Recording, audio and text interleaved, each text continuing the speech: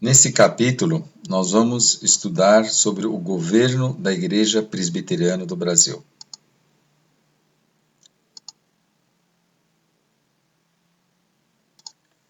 A Constituição da Igreja Presbiteriana do Brasil. A Igreja Presbiteriana do Brasil é uma forma de federação de igrejas locais, que adota como única regra de fé e prática as Escrituras sagradas do Velho Testamento e do Novo Testamento. Como um sistema expositivo de doutrina e prática, é utilizada a Confissão de Fé, o Catecismo Maior e o Breve Catecismo. Ela pode também ser apresentada civilmente por meio de concílios e indivíduos regularmente instalados. Tá? Então vamos entender um pouco disso aqui. O que está querendo dizer aqui? Então uma igreja, para começar, ela está começando do nada. Ela começa com um ponto de pregação. O que é isso? Um ponto de pregação é um local onde uma, duas, três, quatro pessoas se reúnem numa casa ou numa garagem, em qualquer lugar, e começam a estudar a Bíblia. E com isso, eles vão aumentando o número de pessoas, crescendo, formando o quê? Uma comunidade. Aí, depois de formar a comunidade, essa comunidade cresceu e ela então todos reconhecem a Bíblia e estudam a Bíblia e começam a querer se filiar a uma igreja presbiteriana ou formar uma igreja presbiteriana e se filiar à Igreja Presbiteriana do Brasil. Então, eles vão ser batizados e inscritos um rol de membros. Então, com isso, você já tem um grupo de pessoas, já tem uma igreja formada que acreditam na Bíblia e tem como ela como sendo a sua diretriz. Bom, ela, para ser constituída, o que ela precisa ter? Ela precisa ter diáconos. Quem são os diáconos? Eles vão ser eleitos e vão ser pessoas que vão cuidar da igreja e dos membros. Além disso, eles vão ter presbíteros regentes. Presbíteros regentes são as pessoas que governam e administram a igreja local.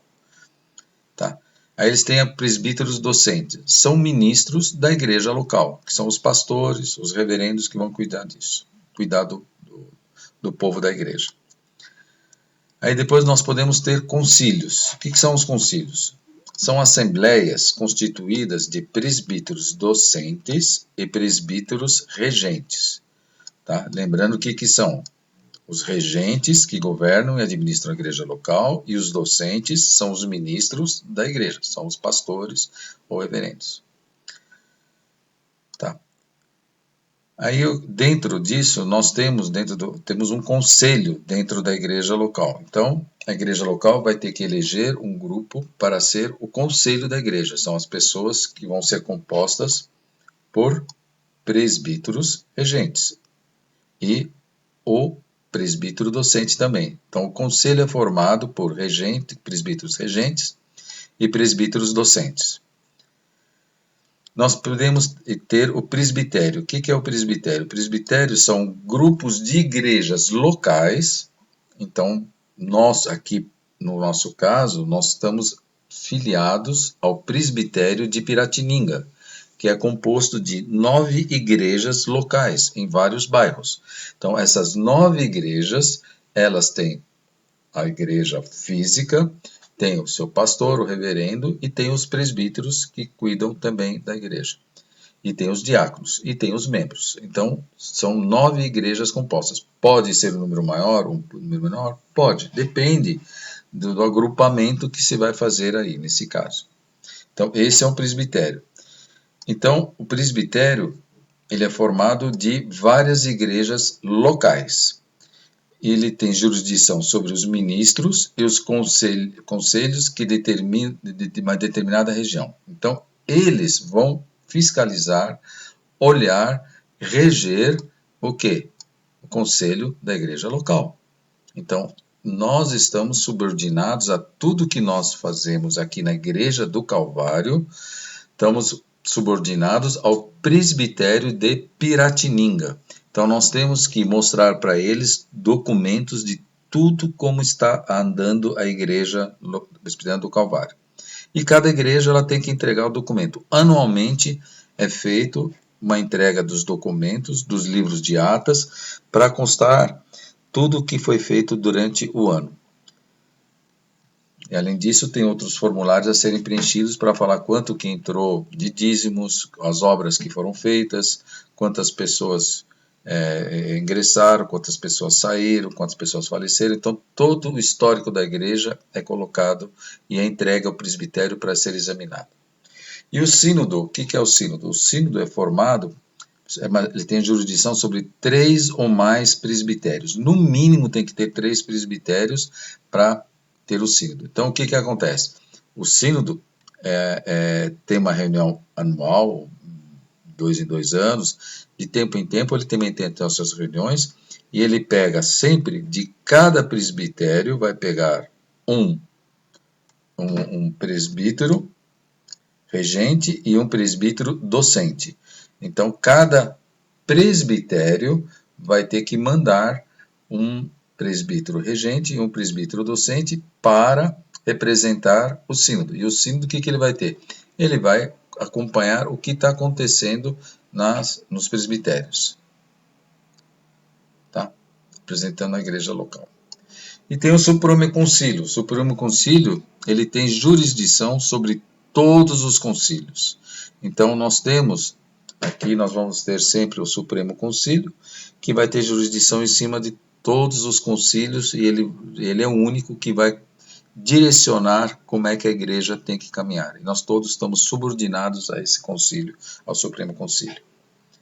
Temos também outras comissões, outras organizações, que são as comissões eclesiásticas, comissão executiva, autarquias e secretarias gerais. Isso para organizar o andamento da igreja. Bom, o Código de Disciplina da Igreja Presbiteriana do Brasil. Qual que é o Código de Disciplina? A natureza e a finalidade. O que ele é responsável? Da natureza e finalidade, das faltas, das penalidades, dos tribunais, da suspensão e da incompetência, processos, dos recursos, em geral, da execução e restauração. Então, você vê que temos uma legislação e uma jurisdição em cima das igrejas, né? E os princípios litúrgicos da Igreja Presbiteriana do Brasil. Então, qual que é a liturgia? Qual que é o princípio básico dela? O dia do Senhor. Então, nós temos que reservar o dia do Senhor. Então, o dia do Senhor é um dos dias que a gente tem que reservar para cultuar a Deus. Aqui é colocado o templo, mas normalmente nós colocamos, o termo que a gente usa mais é a igreja, né? Seria porque o templo foi na época só do Velho Testamento. Hoje o templo é em cada nós somos o templo de Deus, né? Com a ação do Espírito Santo. Então temos as igrejas, né? Tem que ter fisicamente um local, um imóvel. O culto público, tem que ter um culto público, que é para os membros lá, as pessoas, quem estiver frequentando, as pessoas podem frequentar publicamente o culto. Um culto individual, pode fazer um culto individual e doméstico. Então, isso também é feito e é aceito na igreja. Batismo de crianças, a profissão de fé e a admissão e a plena comunhão com a igreja. Então, a pessoa que está totalmente aceitando todas essas regras e conhecendo a base doutrinária, então ela é uma pessoa que está com plena comunhão com a igreja. Essa pessoa estando em plena comunhão com a igreja, ela pode ser admitida, pode fazer a profissão de fé dela e ser admitida como membro da igreja. Mas ela precisa entender e conhecer o que é os conceitos da Igreja Presbiteriana do Brasil. É isso que nós estamos fazendo aqui agora. Também tem a admissão da ceia do Senhor, tá?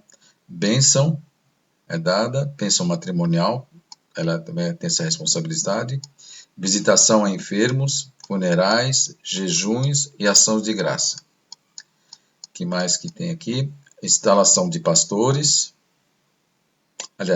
Ordenação e instalação de presbíteros e diáconos. Licenciatura de candidatos ao santo ministério. Então, a igreja, ela vai indicar sempre alguma pessoa para ser licenciada para ser pastor. É o caso que nós temos em todas as igrejas, sempre vai ter seminaristas. Os seminaristas, eles vão ser indicados pelas igrejas para serem pastores. Podem ser pastores dessa igreja que indicou, ou não necessariamente, tá?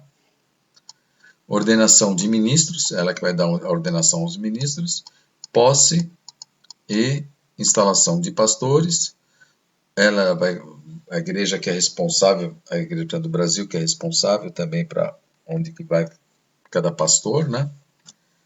E organização da igreja local e tem disposições gerais.